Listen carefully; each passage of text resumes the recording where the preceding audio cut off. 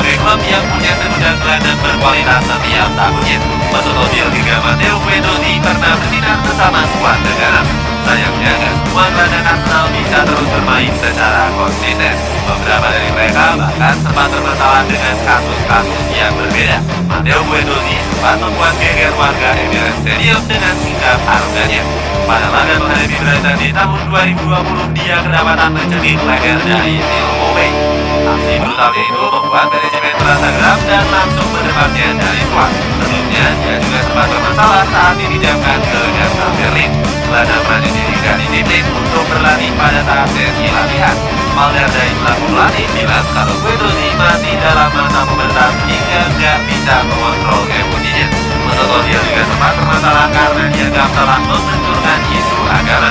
Pemain Jerman ini pernah mengkritik keras pemerintah Tiongkok dalam kasus Muslim Uighur. Gak cuma itu, Ozil juga dianggap sebagai beban klub karena punya gaji yang cukup besar. Dia dilaporkan enggan memotong gajinya 300 ribu sterling saat pandemi COVID-19. Nacho Montreal menyebut kalau Ozil sebagai pemain yang paling bermasalah di Arsenal. Ex-pemain dari Real Sociedad ini juga bilang kalau sang gelandang sudah menyia-nyiakan kepercayaan yang diberikan. Sebelumnya, Emery juga sangat ingin mempertahankan Ozil karena percaya dengan kemampuannya. Akan tetapi dirinya justru memutuskan untuk hengkang saat Arsenal mulai diasuh oleh Mikel Arteta. Di bawah komando Arteta, Arsenal masih belum menemukan gelandang yang konsisten. Thomas Partey yang diharapkan bersinar justru meredup karena sering dipegang cedera panjang. Emmanuel Petit sebagai salah satu legenda Arsenal menyarankan para pemain untuk bisa mengontrol emosinya. Dia bilang kalau mereka harus lebih menutup mulut agar gak menimbulkan masalah. Mendatangkan gelandang berharga mahal. Mikel Arteta langsung mengubah filosofinya dengan merekrut gelandang mahal. Dengan harus menghabiskan 192 juta euro untuk menggait dua gelandang tanaman. Arteta gak sungkan untuk menggelontorkan dana fantastis untuk mendongkrak posisi Arsenal di papan atas. Declan Rice menjadi pemain termahal setelah didanakan seharga 116 juta euro. Direktur olahraga Arsenal yakni Jurgen Park cukup senang dengan kehadiran Declan Rice. Dia menilai kalau gelandang Inggris itu akan memberikan dampak besar di lini tengah negara. Namun sayangnya manajemen Arsenal justru dikritik oleh Roy Keane karena membeli pemain yang terlalu mahal. Gak cuma Declan Rice, Kai Havertz juga diboyong dari Chelsea seharga 75 juta euro. Kedatangannya ke Emirates Stadium menuai kecaman dari berbagai pihak. Pasalnya, Kai Havertz punya catatan buruk saat masih berseragam skuad terus. Glenn Johnson sempat mengatakan kalau Kai Havertz sebagai pemain yang lambat dan juga lesu.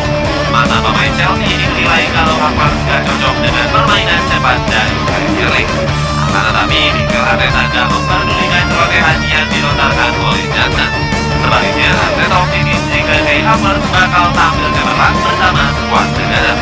Dia menilai kalau kemampuan sang pemain sangat cocok untuk lini tengah Arsenal. Bersinarnya gelandang baru.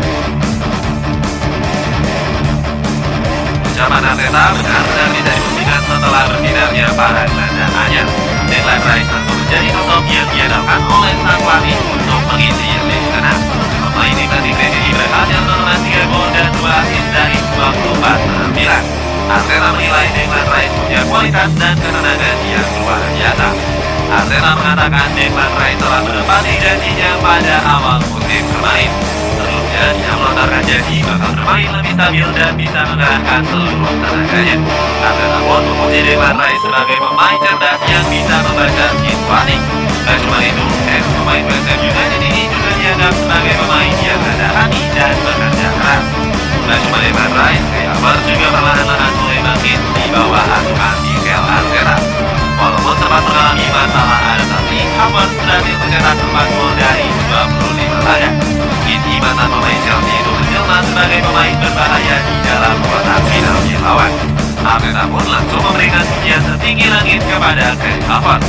Dia sangat senang dengan penampilan Havertz setelah memberikan kontribusi terbaiknya. Selain itu, Pep Guardiola juga memuji Havertz sebagai rekrutan bagus untuk Arsenal.